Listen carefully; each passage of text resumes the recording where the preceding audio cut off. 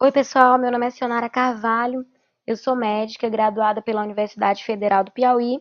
Eu fiz residência médica em radioterapia na USP, mestrado em Ciências da Saúde na Faculdade de Medicina do ABC, instituição na qual eu estou fazendo doutorado. Eu tenho especial interesse no estudo da interface entre câncer e saúde mental. Eu também fiz especialização lá do Ciência e Saúde Mental e eu sou professora de Oncologia da Universidade Federal do Cariri, situada no sul do Ceará, na cidade de Barbalha. Antes de mais nada, eu gostaria de agradecer o convite e parabenizar a equipe, a comissão organizadora desse congresso, na pessoa de Daniel Coriolano, pelo pioneirismo, pela iniciativa. Sem dúvida alguma, o CobraMed está sendo um marco na medicina do Brasil, porque usar a internet para fazer congressos, para divulgação e troca de conhecimento, de experiência, não é o futuro, é o presente. Então, parabéns mais uma vez, Daniel. Eu vou falar para vocês sobre a comunicação de más notícias na terminalidade. E quando a gente está falando de terminalidade, nós estamos falando de cuidados paliativos.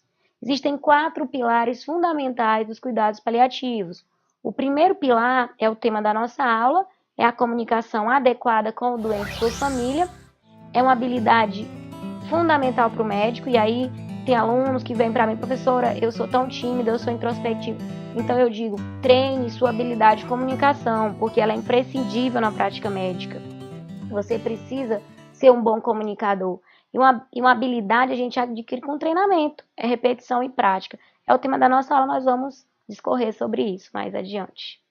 O outro pilar fundamental nos cuidados paliativos é o controle de sintomas. Quando a gente pensa em controle de sintomas, o que vem primeiro à mente é o controle da dor. E realmente é imprescindível o controle da dor, porque com dor o paciente ele não dorme, ele não come, ele não faz nada. Mas além do controle da dor, a gente tem também controle de sangramento, a gente tem uma manutenção de nutrição adequada e não só os sintomas físicos, porque o sintoma físico ele é a ponta do iceberg, ele é a porta de entrada pela qual nós médicos geralmente adentramos na vida desse paciente, mas o sintoma físico ele é o sofrimento físico, mas o paciente também tem o sofrimento mental, o sofrimento espiritual, então a gente precisa ter sensibilidade para olhar para essa pessoa como um ser integral. E esse paciente está vivendo os seus últimos momentos de vida. Ele está na terminalidade, então ele não tem tempo para ser desperdiçado com falta de respeito, com falta de sensibilidade, com incompetência nossa. Então a gente precisa estudar para que a gente possa fazer um controle adequado de 2 dos outros sintomas, para que a gente garanta a qualidade de vida para esse paciente, ou pelo menos qualidade de morte. O outro pilar fundamental é o apoio à família. E o apoio à família não só na terminalidade do doente, mas também após a morte desse paciente, na vivência do luto. Porque você perde alguém fisicamente, mas você não perde emocionalmente. Você pode ter perdido uma mãe, um filho, um pai. Ele desapareceu ali do mundo físico, mas vai continuar sendo sua mãe, vai continuar sendo seu pai, seu filho. Então, nós médicos precisamos ter um olhar sobre esse sofrimento dessa família, apoiá-la e cuidar dessa ausência do ente querido. O outro pilar fundamental dos cuidados paliativos é a equipe interdisciplinar. Não adianta ter multidisciplinaridade se não tiver interdisciplinaridade, ou seja, a equipe ela tem que estar afinada entre si, a equipe ela tem que estar harmônica, falando a mesma língua, visando o bem comum do paciente. Se isso não acontece, não há como a gente dar esse conforto adequado ao paciente. Então, esses 4 pilares em cuidados paliativos são fundamentais e a comunicação como um desses pilares é muito importante, é um tema de muita relevância. Então, você, estudante de medicina, você médico, não pode ficar alheio a essa temática. Para vocês terem uma ideia da importância desse tema, pelas estimativas do INCA, o Instituto Nacional do Câncer, no ano de 2014 serão diagnosticados no Brasil 394.450 casos novos, ou seja, aproximadamente 400 mil pessoas receberão uma má notícia, receberão o diagnóstico de câncer e muitas dessas pessoas já serão diagnosticadas com doença metastática em estágio avançado e estarão em terminalidade. E isso se a gente ficar só em câncer. Eu vou focar nessa aula mais câncer porque é o meu dia a dia, mas a terminalidade não é só câncer. E não só paciente também terminalidade. Outros pacientes receberão diagnósticos e prognósticos favoráveis. HIV/AIDS, um paciente que vai fazer uma hemodiálise e está com insuficiência renal crônica, ou um paciente que sofreu um TCE, sofreu uma transecção medular, vai ficar paraplégico, vai ficar tetraplégico. Então, más notícias é todo aquele diagnóstico, aquele prognóstico que vai causar mudança importante na vida do paciente. O sofrimento ele existe mesmo quando há cura. E nós não podemos desprezar isso. Infelizmente, muitos de nós desprezam. Então, nós precisamos ter um olhar mais sensível a esse paciente. Então, quando a gente fala de comunicação de diagnóstico e prognóstico desfavoráveis, a gente entra numa seara muito subjetiva, que ainda é um tabu para muita gente. Eu vejo muitos colegas médicos empurrando para o outro contar o diagnóstico. Tem paciente que chega aqui para mim na radioterapia, já passou por 3 ou 4 médicos e ninguém parou para conversar com esse paciente. Alguns alunos me perguntam assim: professor, eu posso não contar para o paciente?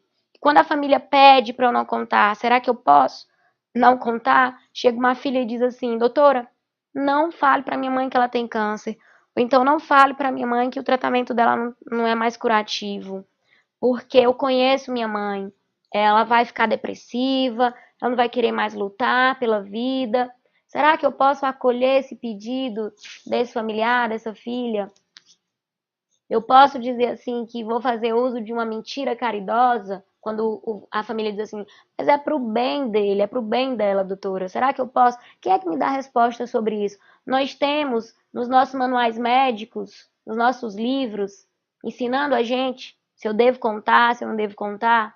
Não, nós não temos. E onde é que a gente vai se balizar? Existem normas éticas e existem normas jurídicas que vão variar de país para país, de cultura para cultura. Na nossa cultura, no nosso país, vamos ver o que é que diz o Código de Ética Médica, porque é um balizador para as nossas condutas. Será que o código diz que eu posso omitir do paciente o diagnóstico e o prognóstico? Como é que eu vou me balizar isso? Então vamos ver. A gente tem no capítulo 4, que fala dos direitos humanos, do Código de Ética Médica, que é vedado ao médico. No artigo 22, então, é vedado ao médico deixar de obter consentimento do paciente ou de seu representante legal após esclarecê-lo sobre o procedimento a ser realizado, salvo caso de risco iminente de morte. Então, se eu preciso obter o consentimento do paciente, como é que eu vou obter esse consentimento se o paciente não souber o que está acontecendo com ele? Se ele não souber o que é sua doença? E essa questão do representante legal, o que vocês acham? Às vezes o filho diz assim: eu conheço meu pai, doutora, e eu me responsabilizo por ele, eu sou representante dele. Ele pode se auto-intitular representante legal? Com certeza não pode. Nosso ordenamento jurídico, quem tem representante legal é menor de idade, então criança ou adolescente a gente não vai falar o diagnóstico para ele, mas para o pai ou para a mãe, para o responsável. Uma pessoa que tem um problema mental, ela está interditada judicialmente, alienado mental, tiver um curador ou um representante legal. Fora isso, a pessoa não pode se auto-intitular representante legal. Então, você tem que contar para o paciente. No artigo 24 também diz que é vedado ao médico deixar de garantir ao paciente o exercício do direito de decidir livremente sobre sua pessoa ou seu bem-estar, bem como exercer sua autoridade para limitá-lo. Então, se a pessoa vai decidir livremente sobre a sua pessoa e seu bem-estar, ela precisa saber o que está acontecendo com ela. Ela precisa saber: você quer fazer essa radioterapia? Essa radioterapia é para diminuir a sua dor, evitar que haja uma fratura patológica, mas não vai curar. Será que essa pessoa vai dizer: eu quero? Eu não quero ficar vindo todos os dias para cá. Ou você dizer: você vai fazer uma quimioterapia para diminuir os sintomas. O paciente precisa saber o que está acontecendo com ele, senão ele não vai decidir livremente. No capítulo 5, que é o capítulo que fala da relação com pacientes e familiares, diz lá que é vedado ao médico. No artigo 31, é vedado ao médico desrespeitar o direito do paciente ou de seu representante legal de decidir livremente sobre a execução de práticas diagnósticas ou terapêuticas, salvo em caso de iminente risco de morte. Então, ele confirma aquilo que foi dito no capítulo anterior, essa questão de representante legal a gente já falou, e a dúvida fica aqui, iminente risco de morte. Doença crônica é iminente risco de morte? Não, não é. Então, o paciente em terminalidade por doença crônica não é considerado risco iminente de morte. Eu sempre digo para os meus alunos assim nas aulas, risco iminente de morte, por exemplo, o paciente sofreu um acidente e ele vai ser atendido ali no SAMU, a urgência, e ele está com rebaixamento do nível de consciência e você precisa fazer uma traqueostomia e não dá para você ter o livre consentimento dele, eu posso fazer essa traqueostomia? Não tem, aí é risco iminente de morte. Mas se o paciente é uma doença crônica, ele está na terminalidade, não entra nisso, então não entra nessa exceção. O paciente precisa saber seu diagnóstico, seu prognóstico. No artigo 35 também diz que é vedado ao médico exagerar a gravidade do diagnóstico ou do prognóstico. Então, aponta aqui para a gente que a grande questão não é não contar para o paciente, mas como contar para o paciente. Você precisa ter meios para isso, você precisa ter tato para isso. No artigo 34, diz é vedado ao médico deixar de informar o paciente o diagnóstico, o prognóstico, os riscos e objetivos do tratamento, salvo quando a comunicação direta possa provocar-lhe dano, devendo, nesse caso, fazer a comunicação ao seu representante legal. Aqui nós temos o que a gente pode chamar uma brecha do nosso Código de Ética Médica, porque o que é esse dano? Quando a família diz assim, doutora, a filha diz, se você contar para o meu pai, ele vai ficar depressivo, ele vai ficar triste. Isso é um dano? Não está claro aqui, é muito subjetivo. Mas eu entendo que, embora haja essa brecha, o artigo amarra que, nesse caso, tem que fazer representante legal. Então, se o paciente não tem representante legal, estamos conversados. Você tem que conversar com o próprio paciente. E a gente tem que lembrar que os princípios bioéticos fundamentais da beneficência, que é fazer, maximizar resultados, fazer o bem a esse paciente, ele precisa que o paciente participe desse processo, não é um processo passivo. O princípio da não maleficência, quando você vai minimizar os danos, quando você vai deixar de fazer alguma coisa que vai prejudicar esse paciente, ele também precisa ser autônomo, ele precisa ser ativo nesse processo. E além desses princípios bioéticos da beneficência e da não maleficência, nós temos um princípio fundamental, não só da bioética, mas dos direitos humanos, um princípio de vida que é o princípio da autonomia. O paciente, ele é rei da sua própria vida, ele é senhor das suas vontades. Então, esse paciente não pode ter sua autonomia desrespeitada, é inclusive um direito constitucional. Infelizmente, no nosso país, muita gente não exerce a sua cidadania plena, principalmente o nosso paciente de baixo nível socioeconômico. Ele vai buscar o atendimento no SUS, muitas vezes, com uma postura passiva ou entendendo que aquela prestação é um favor a ele. E aí, nós médicos, e aí eu faço uma autocrítica, nós muitas vezes deixamos de conversar com esse paciente no corre-corre do dia a dia, a gente desrespeita essa autonomia. Se você assiste algum seriado norte-americano, você vai ver que lá, para fazer uma simples ressonância ou um PET-CT, você precisa do consentimento do paciente. Ele tem que estar assinando, ele tem que estar participando desse processo. Nós temos aí os extremos. Enquanto que nos Estados Unidos existe isso, não só por uma questão de autonomia, mas lá é porque nós temos uma judicialização exagerada e os médicos têm medo de processo, querem se resguardar. A gente tem aqui no outro extremo o nosso país, em que a gente desrespeita na nossa prática diária a autonomia do paciente. Então, é muito importante que a gente se atente a isso. E eu gosto muito dessa frase de Paulo Freire, que ele diz assim: o respeito à autonomia e à dignidade de cada um é um imperativo ético e não um favor que podemos conceder uns aos outros. Então, vamos lembrar que nós temos que preservar essa autonomia do nosso paciente, ok? E aí, quando a gente coloca numa balança e a gente vai pensar nesse dilema, contar ou não contar o diagnóstico desagradável, contar ou não contar o prognóstico reservado para esse paciente. E aí, pelo que a gente viu até agora, Será que nós temos respaldo ético e respaldo legal para não comunicar o diagnóstico e o prognóstico ao paciente? Não, nós não temos. A mentira caridosa, ela não existe. Ela é um engano, ela é um desrespeito à autonomia do paciente. Então, nós temos respaldo, nós temos um dever ético, um dever moral de comunicar esse diagnóstico ao paciente. Se você está fugindo da sua responsabilidade, isso é uma atribuição médica. Se você está fugindo dessa responsabilidade, você está cometendo uma infração ética e até jurídica. Então, quando a gente coloca na balança ou na gangorra, nós vamos pensar que o comunicar vai pesar muito mais do que o não comunicar. O não comunicar, ele tem que ser excluído da nossa prática médica. O que nós temos que pensar é, comunicar é uma obrigação médica, uma atribuição médica, é obrigação ético-legal, vamos dizer assim. Então, nós temos que pensar como contar, e é isso que nós vamos ver nessa aula. Existem protocolos para isso. Nós vamos falar de um protocolo, que é o mais conhecido, provavelmente. Quando contar, quando falar com esse paciente. Esse paciente está pronto para ouvir, em que local, qual é a maneira mais adequada.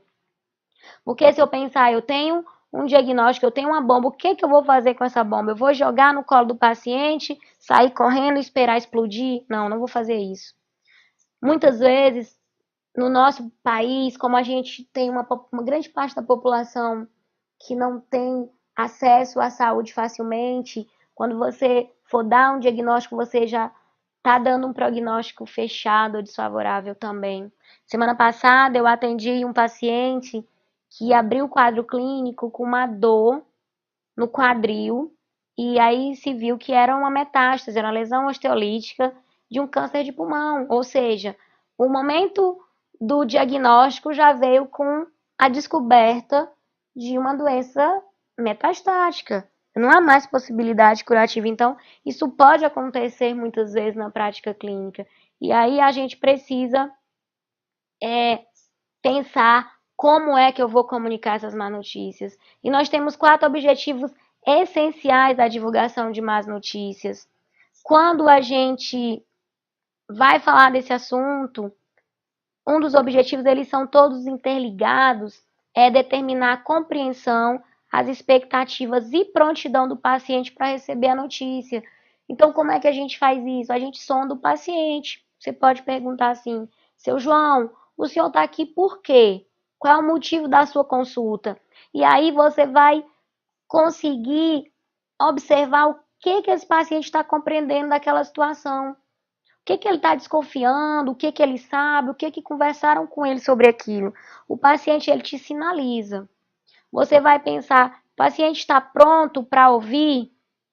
Quando o paciente não, você vai perguntar para ele, você quer conversar? O senhor quer conversar? E é muito importante também que você pergunte se ele está sentindo alguma dor, algum desconforto físico, porque se o paciente estiver com dor, não dá para você ter uma conversa séria e delicada como essa com o paciente de sofrimento físico. Então, você vai medicar o paciente, você vai tirar a dor, o desconforto dele, para depois poder conversar. O outro objetivo, que é fornecer as informações de acordo com as exigências e desejos do paciente. É aquilo que eu acabei de dizer, que você precisa ver. Ele está pronto, ele quer saber. As famílias normalmente me perguntam, o que eu faço, doutora? O que eu conto para ele? Eu sempre digo assim, conte o que ele perguntar, responda o que ele perguntar. Se você está dando informações ao paciente e ele diz assim, doutora, fale com minha filha, porque ela que está cuidando de tudo, ele já está te sinalizando. Ele está te dizendo assim, eu não quero falar sobre isso. Esse paciente pode estar num momento de negação, na verdade ele já sabe, ou ele já desconfia que alguma coisa com ele está errado, mas ele não está pronto para encarar. Então, respeite o tempo do paciente. E aí, quando você perguntar, o senhor quer conversar agora? E ele disser que não quer, respeite, converse em outro momento. É importante que você se coloque disponível. E, como eu disse, sendo balizado, responda o que ele perguntar. O outro objetivo é oferecer conforto para reduzir o impacto emocional sofrido pelo paciente. Então, quando a gente vai dar uma má notícia, obviamente, a gente usa amortecedores. Isso não se aprende em livro, isso é um bom senso. Se alguém diz para você, o pai do seu melhor amigo morreu, você precisa contar essa notícia a ele. Você não vai chegar lá e vai falar assim, olha, teu pai morreu. Você vai usar amortecedores, você vai dizer assim, eu tenho uma notícia para te falar, não é uma notícia agradável, aconteceu alguma coisa muito grave, se o pai dele não estava doente, foi um acidente, levaram seu pai para o hospital, infelizmente ele não resistiu, algo do tipo. Você vai criando estratégias. É como o velho ditado que diz assim: você vai comendo pelas beiradas. Existe protocolo para isso. Eu quero repetir: vocês estão sendo privilegiados por estarem buscando informações, por estarem buscando preencher essa lacuna da nossa formação médica. Eu digo para vocês que quando eu comecei o meu R1, eu estava toda feliz, orgulhosa, porque eu tinha passado na USP, era o meu sonho. E eu fui atender o meu primeiro paciente. Eu nunca vou esquecer meu primeiro paciente na radioterapia. Ele tinha 3 anos de idade. Era uma criança linda. Ricardo, o nome dele. Chegou com estrabismo, com instabilidade de marcha. E ele tinha um tumor de tronco cerebral. E tumor de tronco cerebral é irressecável pela localização, obviamente. Não responde bem à quimioterapia, a gente não tem nem como dar uma dose tumoricida suficiente. E a gente acaba fazendo radioterapia, mas tem um prognóstico bastante reservado. E a minha R2 virou para mim e disse assim: não se apegue. Foi isso que eu recebi de conselho, meu primeiro paciente na radioterapia. E eu fiquei pensando assim: como assim? Como eu não vou me apegar a uma criança linda como essa? Como eu não vou me apegar a esse paciente que vem diariamente para a terapia pelas próximas 5 semanas, que vai passar semanalmente em revisão comigo, gente? É impossível.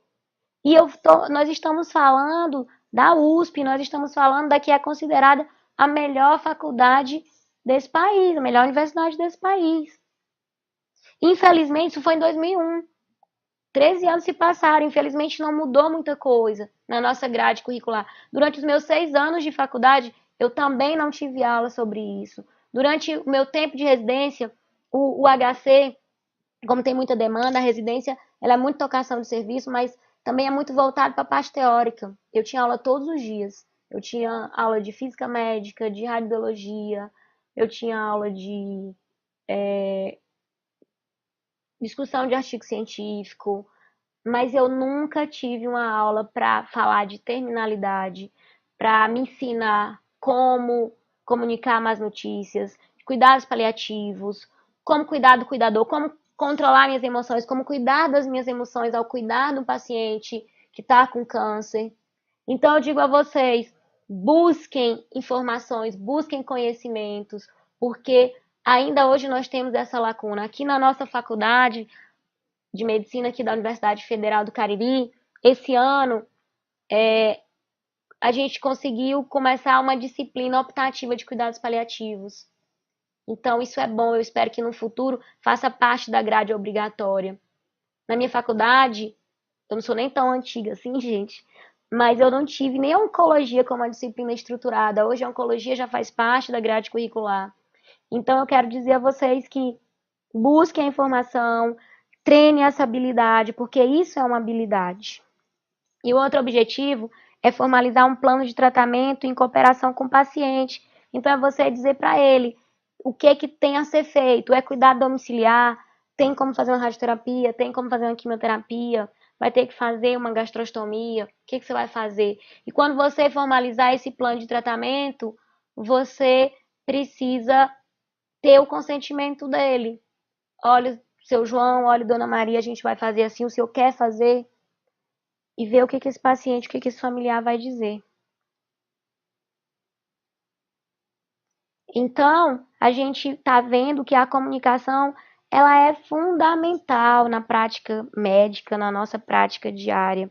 E ela é muito mais do que troca de mensagens. A comunicação é um processo subjetivo, porque é complexo e é subjetivo, porque ela envolve valores, crenças, expectativas, compreensão. Existe uma diferença muito grande entre informar e comunicar. Informar, você pode não ter conexão. A comunicação, ela implica em conexão. É estabelecer uma conversa para o paciente, porque você pode dar um aviso ou você pode conversar com esse paciente. Então, todo médico precisa ser um comunicador. Como eu falei, nós entramos na vida do paciente e da sua família, muitas vezes, e num contexto de terminalidade, pela porta da dor e do sofrimento. Você, médico, você não foi convidado para estar ali. Você não é alguém que conhece aquelas pessoas, que é querido daquelas pessoas, mas você vai entrar na vida deles. E eles vão entrar na sua vida. E para que haja conexão, é necessário que haja vínculo. É gente lidando com gente. Então, o modo como eu me comunico com esse paciente, com essa família, mostra os meus valores, mostra as minhas crenças, mostra os meus valores morais, os meus valores éticos. E eu preciso também checar a compreensão do paciente. Nós médicos, nós temos um problema muito grande com os jargões técnicos. Não adianta eu dizer para o paciente, o senhor tem uma neoplasia invasora. Ele não vai entender. Principalmente o paciente baixo nível socioeconômico. Eu vou ter que dizer para ele, você tem um tumor que não é benigno, o tumor é maligno, ele está enraizado, para que ele entenda. Ah, você tem uma doença metastática. O paciente não sabe o que é isso. As raízes que saíram do seu tumor da mama, elas foram parar nos seus ossos. A gente vai fazer uma radioterapia, um banho de luz, para a gente poder murchar essas raízes, para o seu osso não quebrar, para diminuir a sua dor. Então, a gente precisa checar o nível de conhecimento, de compreensão desse paciente, dessa família, senão não tem comunicação.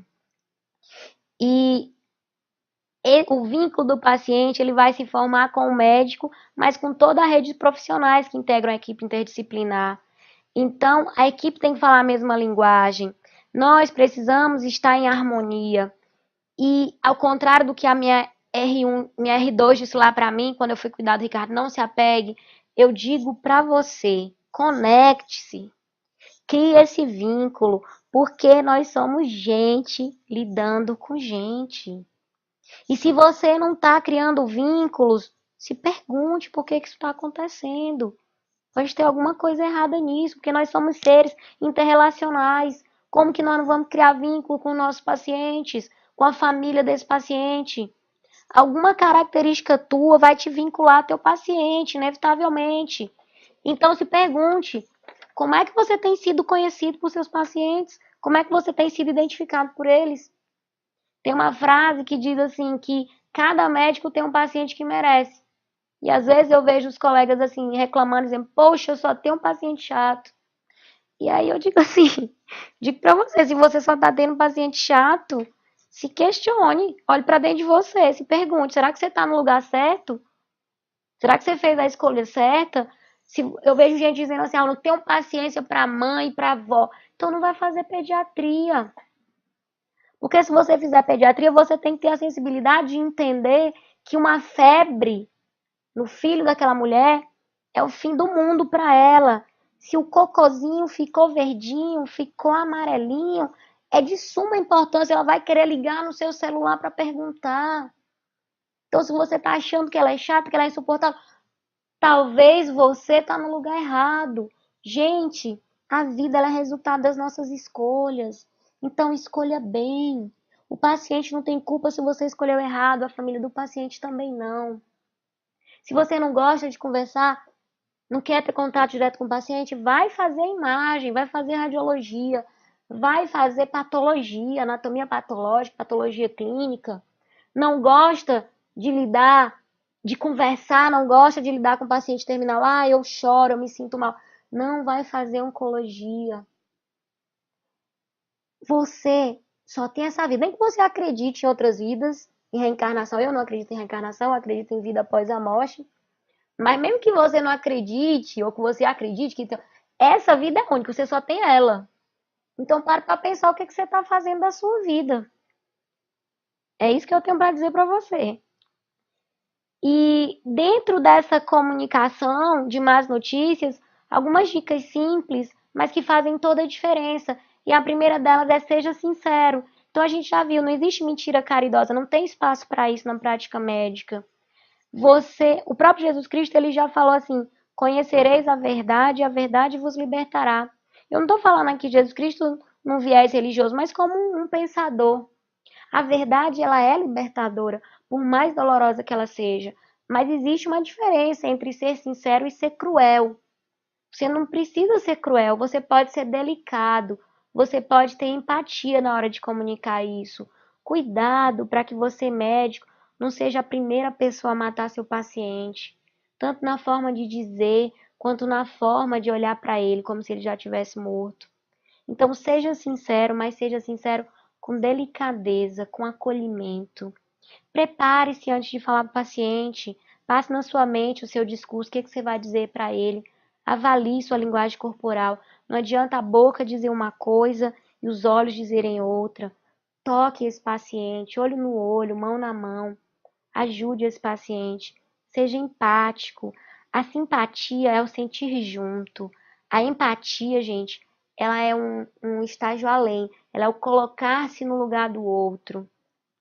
Demonstre confiança, mesmo que muitas vezes você tenha que responder o não sei. Esse não sei pode ser suficiente para o paciente. Ele vai dizer assim: doutora, eu vou fazer radioterapia, vai diminuir o meu tumor? Eu disse: eu não sei, seu João, mas nós vamos tentar. Vai acabar com a minha dor, doutora?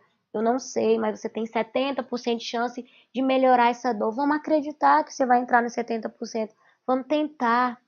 Então, não é para você ter todas as respostas, porque nós não temos, mas é para você mostrar para ele que ele pode confiar em você, que você está ali para ajudar esse paciente. Eu me vinculo aos meus pacientes. Então, eu disse para você, ao contrário da minha R2, eu digo para você: se conecte, se vincule, porque você é um ser relacional. Eu olho para o meu paciente não como um número na minha estatística ou uma senha para eu completar minha produtividade, mas eu procuro olhar para ele como um ser completo, não como uma doença, mas como um ser completo.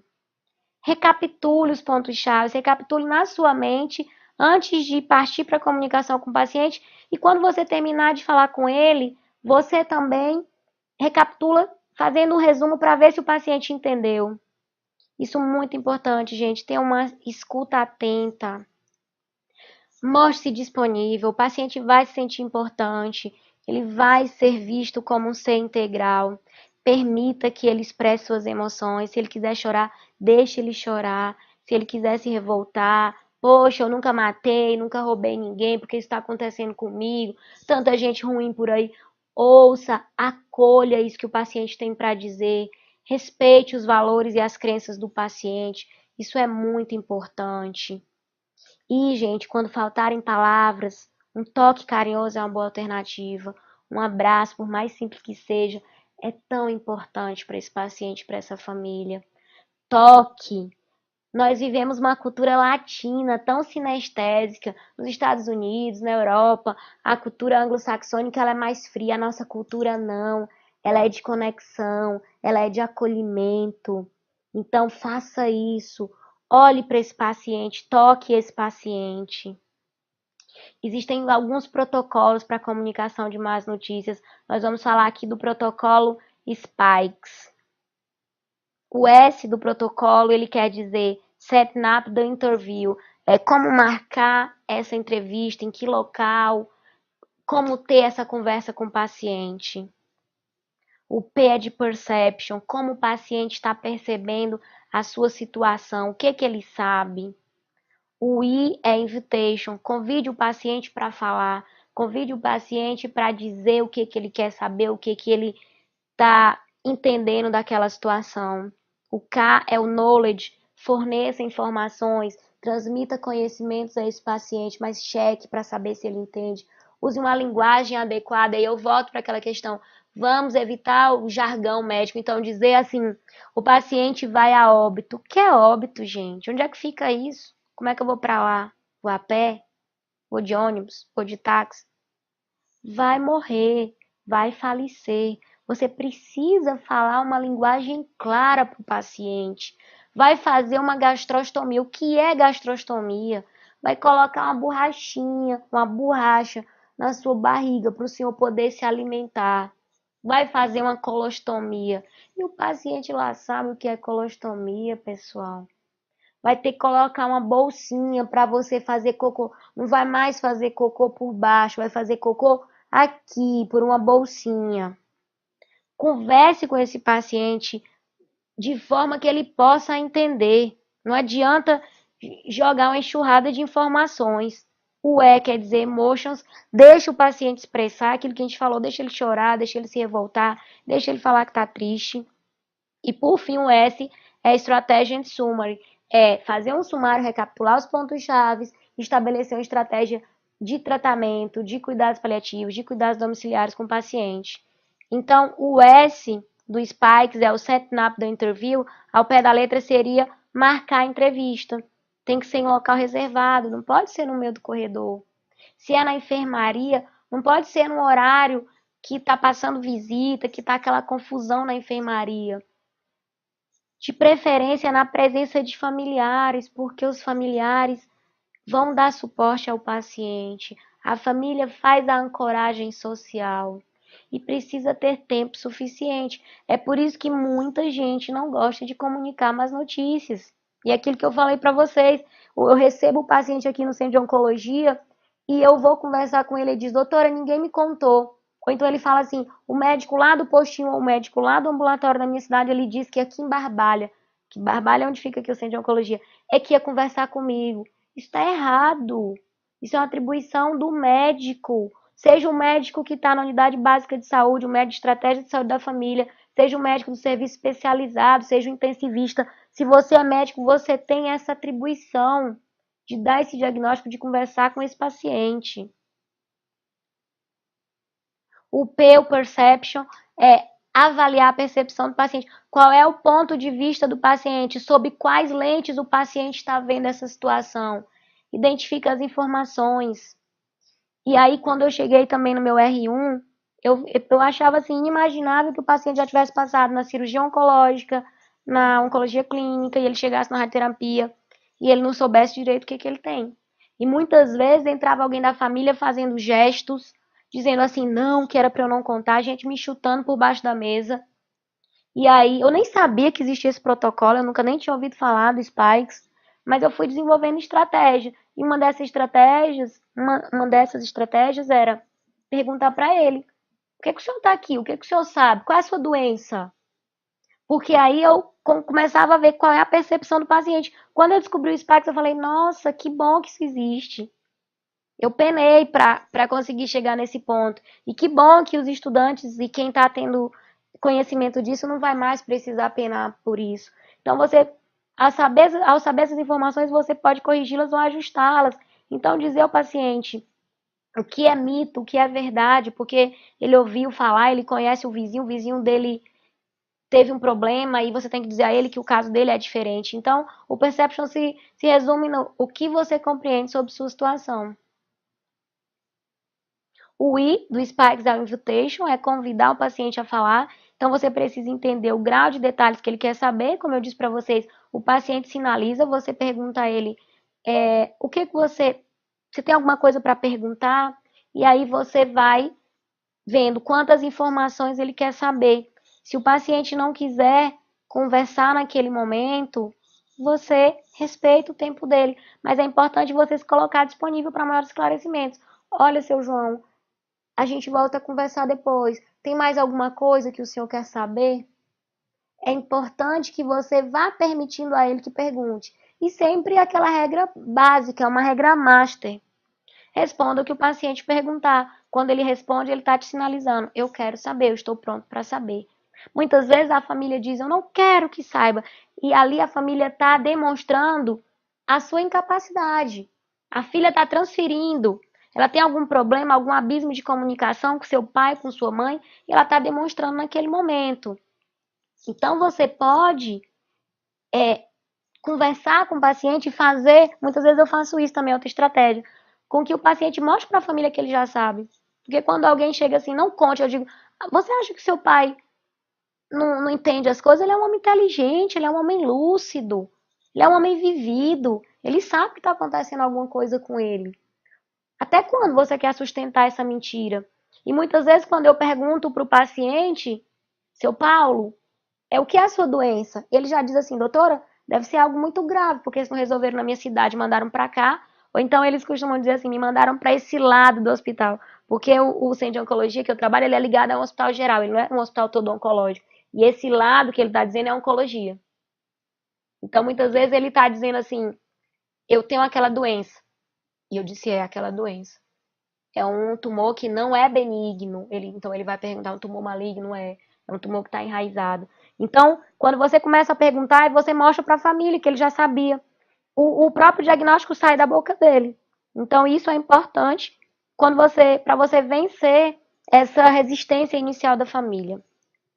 O K do Spikes é o knowledge, é fornecer conhecimentos. Então, você precisa dar informação aos poucos. Não adianta despejar uma enxurrada de informações. E como eu já disse, cuidado com os termos técnicos, se fazer entender de acordo com o nível de entendimento do seu paciente e checar a compreensão do paciente. Você precisa ser claro de forma delicada, é o que a gente já falou. Ser sincero não quer dizer ser cruel. Ser sincero não quer dizer ser duro. Você pode ser verdadeiro, de forma clara, de forma delicada, usando amortecedores, mostrando sua sensibilidade, mostrando que você se compadece daquele sofrimento do paciente. O E é emotions, tratar emoções com empatia, é colocar-se no lugar do outro, é dar um toque carinhoso, é acolher esse paciente. Então, deixe o paciente expressar seus sentimentos, não interrompa, seja solidário, acolha as reações negativas. Muita gente fica desconfortável quando o paciente começa a chorar. Os residentes, os alunos, outros médicos. Então, a gente precisa aprender a lidar com essas emoções, as emoções do paciente e o seu desconforto. Isso faz parte da prática médica, isso faz parte da prática clínica, e você, como médico, como líder, como um formador de opinião, precisa aprender a lidar com suas emoções.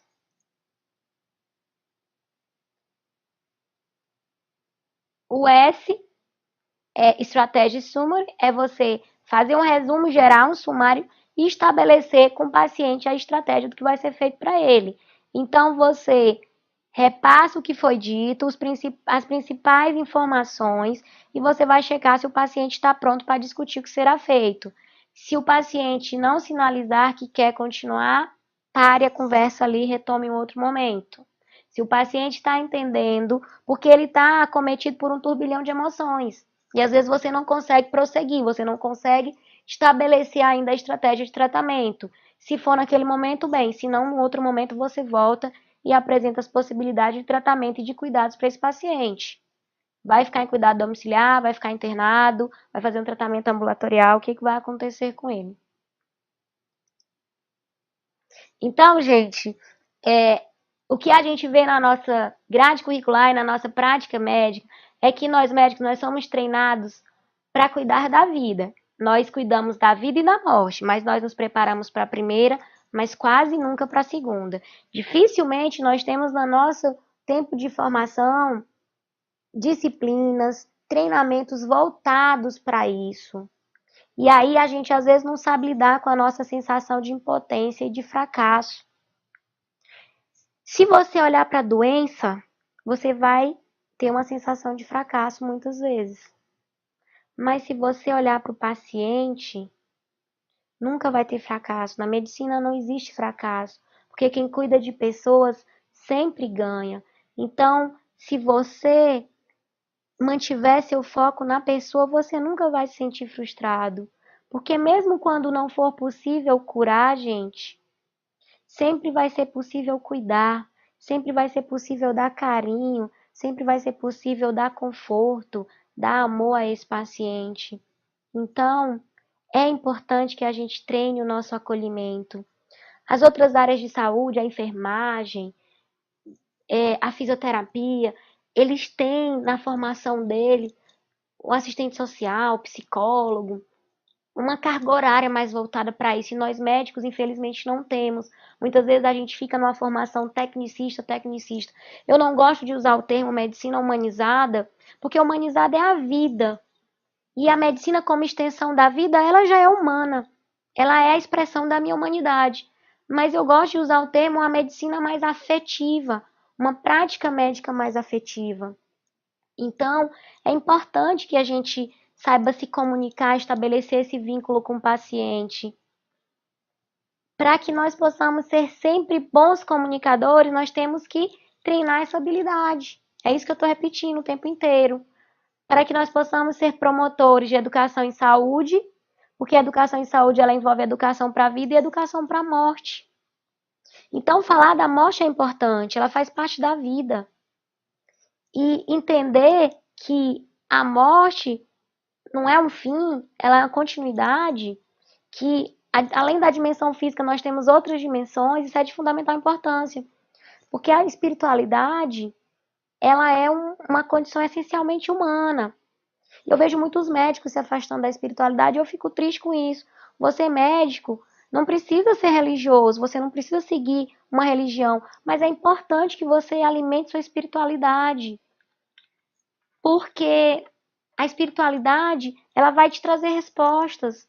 Qual é o sentido? Qual é o propósito de você estar ali na frente daquele paciente? O que ele representa para você? Provavelmente, quando você conseguir responder isso, você vai parar de achar seus pacientes chatos. Você vai ficar como eu, ou como alguns médicos que eu conheço, que acham todos os seus pacientes legais. Não vou dizer todos porque não existe todos, mas a grande maioria. Então, olhe para você e se pergunte: o que te faz acordar cada manhã? Quais são os teus valores? Um valor que me move, um valor fundamental para mim, missionário como ser humano, é a contribuição. Eu gosto de me sentir útil, de saber que eu estou contribuindo para melhorar a vida das pessoas, seja de forma voluntária, seja de forma remunerada, exercendo a minha profissão. Eu sou professora, eu ganho para ser professora, com esse salário eu pago minhas contas. Eu sou remunerada como médica, o tratamento que eu faço aos pacientes é com ele que eu pago minhas contas, mas eu me sinto preenchida no exercício da docência, na prática da radioterapia, em cuidar do paciente oncológico. Então, o meu valor de contribuição ele é preenchido quando eu estou fazendo isso. Antes, eu pensava assim que eu queria fazer dermato, antes de eu entrar no internato. E eu fui fazer um estágio de dermato, eu não me senti preenchida com aquilo. Eu não estou dizendo que não é importante. Se você for fazer dermato, estético, a pessoa que tem um problema de pele, um problema estético, vai procurar o médico, é uma angústia para ela, vai resolver. Eu estou dizendo que para mim, para Sionara, eu não me senti preenchido. O meu valor de contribuição não era preenchido na dermato. Então eu vim para oncologia, eu vim para a radioterapia porque esse meu valor de contribuição é preenchido. E eu pergunto, e você? O que te impulsiona? O que te move? Qual é a sua missão de vida? O que te preenche? Porque se você está escolhendo fazer isso para o resto da sua vida, você precisa escolher bem, você precisa fazer alguma coisa que você goste, que você tenha paixão. A gente passa grande parte do nosso tempo no trabalho, envolvido com o trabalho. E se você escolheu medicina, como diz um amigo meu, a medicina ela é ciumenta, ela é como uma mulher ciumenta, ela exige muito de você. Você vai passar grandes horas do seu dia e da sua vida envolvida com a medicina. Então faça alguma coisa que você gosta. Pense nisso, pense nisso, busque essas respostas. Quando você encontrá-las, se é que você ainda não encontrou, você vai ver que sua vida vai ser muito mais cheia de sentido, de propósito e de significado.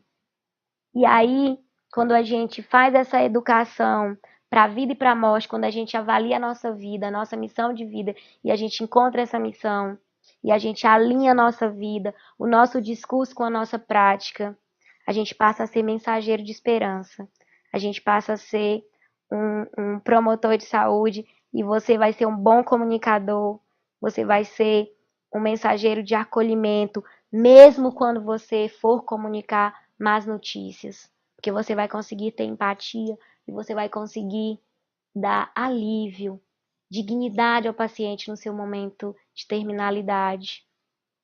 E para terminar, eu vou concluir deixando aqui para vocês um poema de Mário Quintana, que é Portão de Cemitério. E ele diz assim: na mesma pedra se encontram, conforme o povo traduz.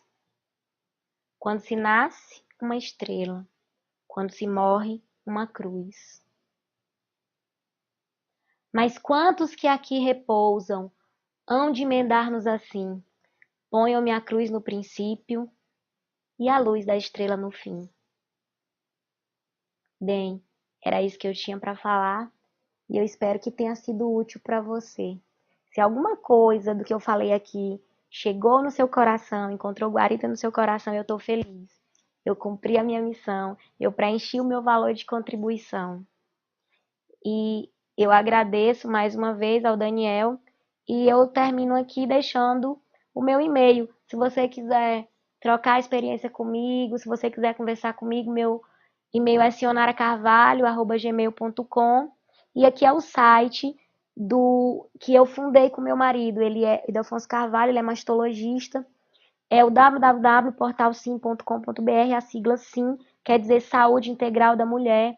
E a gente tem muita coisa legal lá no site. Se você é mulher, entre no site. Se você é homem, divulgue para as mulheres que você conhece. Nós estamos agora lá no site com um e-book de autoconhecimento, três exercícios de autoconhecimento e um que você pode receber gratuito no seu... Basta se cadastrar no site, você vai receber no seu e-mail. E também um curso online, que são 4 videoaulas baseadas nisso. Porque, gente, para você saber o seu valor, sua missão de vida, para que você viva de forma abundante, de forma melhor, para que você não fique sofrendo da síndrome da segunda-feira, como você olha no Facebook. No domingo, todo mundo, amanhã é segunda-feira. E na sexta-feira, ai, que coisa boa. Será que a gente precisa viver só de final de semana?